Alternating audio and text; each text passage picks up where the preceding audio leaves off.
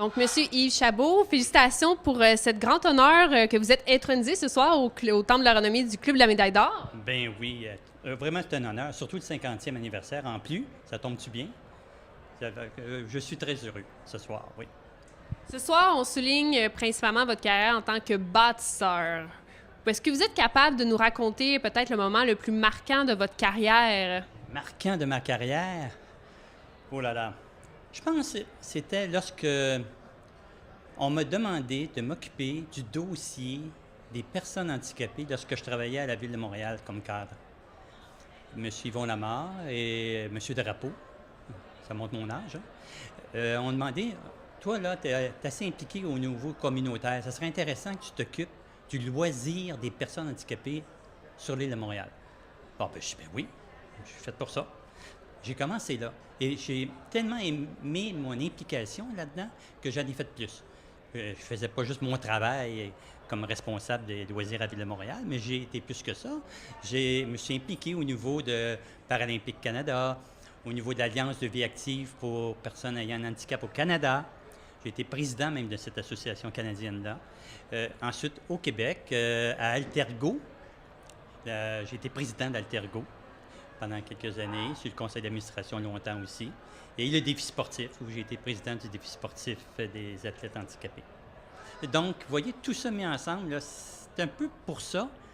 Le reste, là, c'est parce que j'ai été impliqué surtout avec ces personnes-là, ces organismes-là. On m'a dit, Yves, tu pourrais t'occuper du cyclisme aussi? Ah, ben OK. Donc, j'ai été VP Cycliste Canada. Tu pourrais t'occuper de handball. Tu as joué au handball quand tu étais jeune? Ben oui, en 1976, aux Jeux olympiques, j'étais à la compétition de handball à Claude Robillard. J'étais un des responsables de la compétition. J'aimais beaucoup le handball. Mon frère était dans l'équipe du Québec. J'aimais ça. Donc, j'étais à la Fédération de handball aussi. J'ai créé l'Association de Montréal pour le handball. Vous voyez, j'ai toujours été impliqué dans beaucoup d'organisations, dans l'athlétisme, plus récemment aussi, Athlétisme Montréal.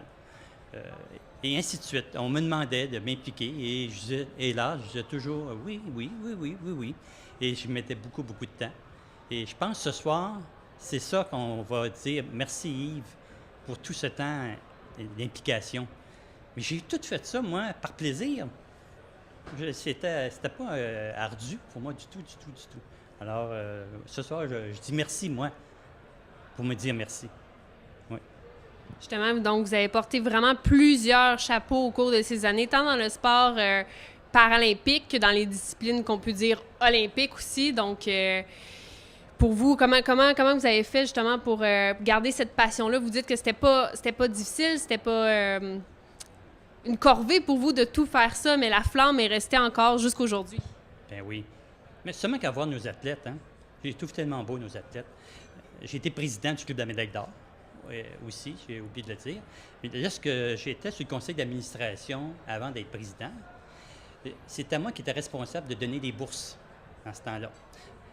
J'étais le directeur général du complexe Claude Robillard. J'étais bien placé pour voir les athlètes et j'allais souvent les voir. Puis je les aimais beaucoup. Puis je m'arrangeais pour qu'il y ait des bourses à ceux qui en avaient besoin. Si c'était pas le club, ben j'allais cogner à des portes de certaines autres personnes qui pouvaient donner de l'argent. Puis ainsi de suite. J'ai toujours eu cet engouement pour aider les athlètes, qu'ils soient paralympiques ou olympiques tout court. Ça ne me faisait rien. Moi, il fallait aider nos beaux athlètes. Alors, non, c'était pas ardu du tout. Puis, la motivation venait de voir les athlètes ensuite performer, puis dire, comme Gaétan Boucher a dit tantôt, vous savez, la première organisation qui nous a aidés, c'est le Club de la médaille d'or. Alors là, quand ils disent ça, après, quand ils reviennent avec leur médaille, c'est là qu'est notre cadeau. Tu sais, on l'a aidé un peu à aller quelque part. C'est comme ça que j'ai ma motivation. Moi. Puis en terminant, selon vous, comment est-ce que vous expliquez le fait que le CMO a 50 ans d'existence? Qu'est-ce qui fait sa longévité? Bénévolat. Les gens qui s'impliquent toujours, les présidents un après l'autre et leur conseil d'administration. Il ne faut pas oublier, c'est pas juste un président, là. Il est toujours entouré d'une dizaine de personnes, là. Ensemble, bénévolement, s'assurent de faire toute une année et de laisser en héritage pour l'autre année un legs. Puis l'autre année, ils reviennent, puis là, ils continuent ainsi de suite.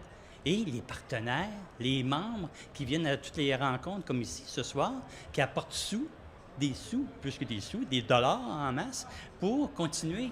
Et c'est comme ça que le club continue, par l'implication première des bénévoles et aussi l'implication des partenaires et membres.